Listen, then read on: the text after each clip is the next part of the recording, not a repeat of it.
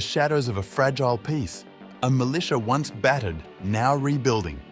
From Syria's smuggling trails to Lebanon's ports, rockets rise again. Hezbollah defies the truce, and Israel's patience wears thin. The question now, how long before calm turns back to conflict?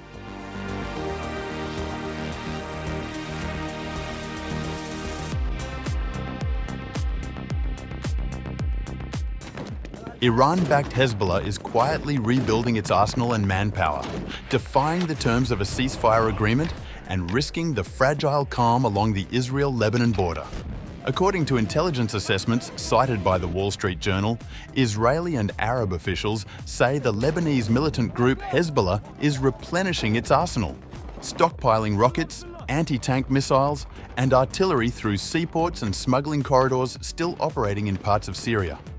Some of the new weaponry, they note, is now being manufactured domestically by Hezbollah inside Lebanon. The activity violates the ceasefire deal that required Lebanon to begin disarming Hezbollah south of the Litani River, a region long viewed as a buffer zone.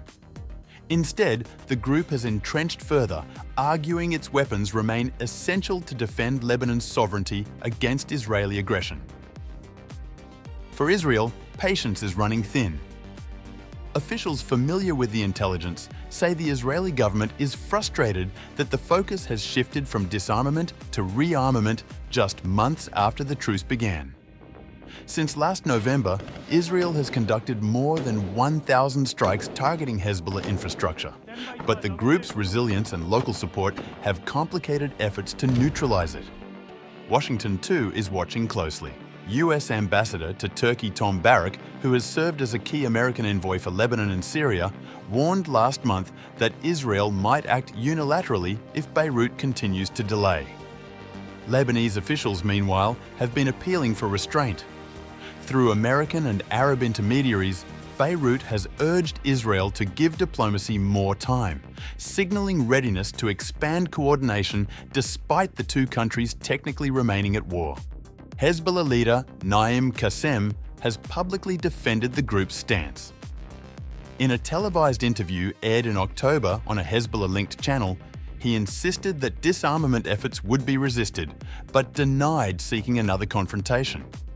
There should be coordination between the Lebanese military and Hezbollah, but attempts to disarm the group must be resisted. We are not seeking another war with Israel and have avoided military responses to Israeli strikes since the truce.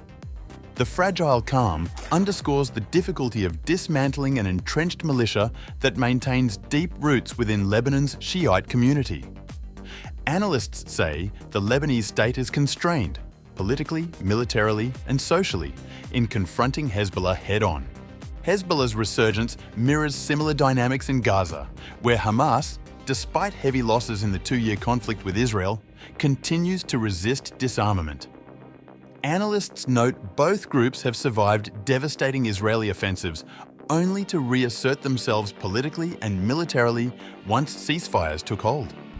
Hezbollah, formed more than 4 decades ago from Lebanon's Shiite movement, launched near-daily rocket attacks into Israel after Hamas's assault on October 7, 2023.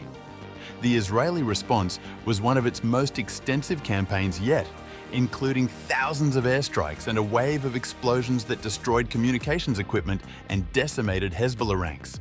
Under the terms of last November's truce, Lebanon was to begin disarming Hezbollah south of the Litani River, roughly 20 miles north of Israel's border, before expanding the process nationwide. Lebanese President Joseph Aoun and Prime Minister Nawaf Salam have both backed full disarmament, calling for the state alone to retain military authority. However, President Aoun seems to have lost his patience. The trigger, an Israeli raid that killed a municipal worker, Aoun ordered his forces to confront any Israeli incursion in Lebanon's south.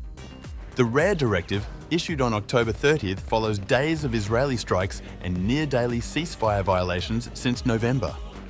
Unlike Hezbollah, Lebanon's army has largely stayed on the sidelines of the conflict. But Aoun, himself a former army commander, now appears determined to end Israel's unchecked actions along the border.